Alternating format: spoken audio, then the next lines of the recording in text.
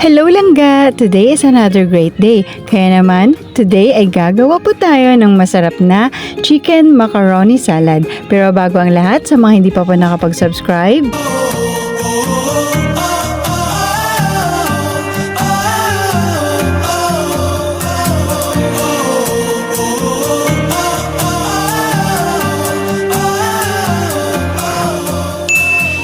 first ay pinakuluan ko lang muna itong ating gagamitin na chicken breast mga langga. Then sunod po natin na lutuin ay ang ating macaroni pasta mga langga. Naglagay lang po ako dyan ng asin at mantika. Ayan po, lutuin lang po natin ito ng mga ilang minuto lang mga langga. Then kapag okay na po, pagka ganyan na po yung itsura niya ay pwede na po, hahanguin na po natin ito at i-drain na po natin. Then sa ating carrot ay hiniwa ko lamang yan ng maliliit mga langga. Then atin lang po itong pakuluan ng saglitan lamang mga langga. Mga 1 minute is enough na po yan mga langga. At kapag okay na po ay atin lang po itong i-drain din. And this is it. Kompleto na po yung ating mga ingredients. Meron pa tayo dito macaroni pasta. Yung ating pineapple tidbits. Meron pa tayong keso mga langga. Ginayat ko lang ng pa-cubes. Then meron pa tayong white onion. Pwedeng gumamit ng red onion.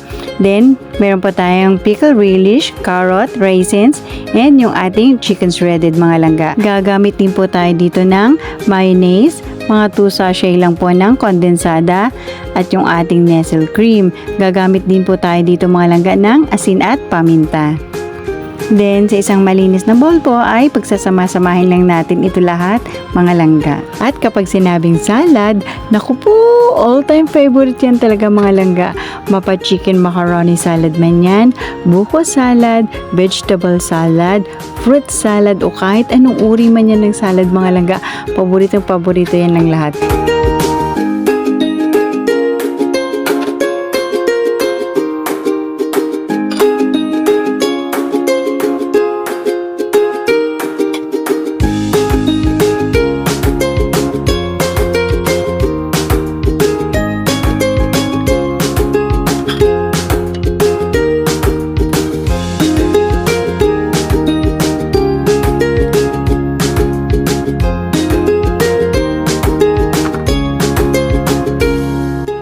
At sa mayonnaise nga pala mga langga ay alalay lang po ang paglalagay ko dito.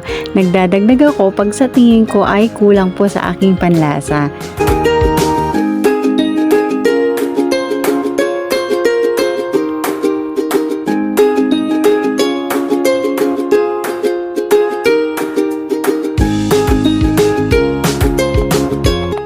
At ayan, halu-haluin lang po natin ito mga langga.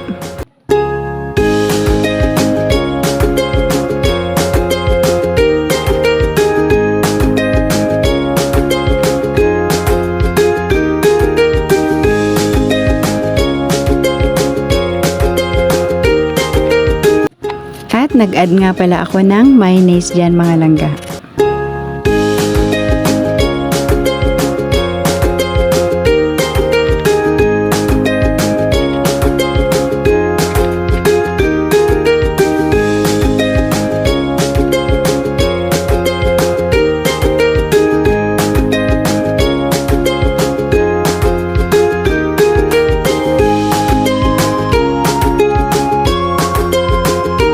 At ayan, okay na po ito mga langga. I-ref lang po natin ito at ready to serve na po mga langga. Tara, tikman po natin.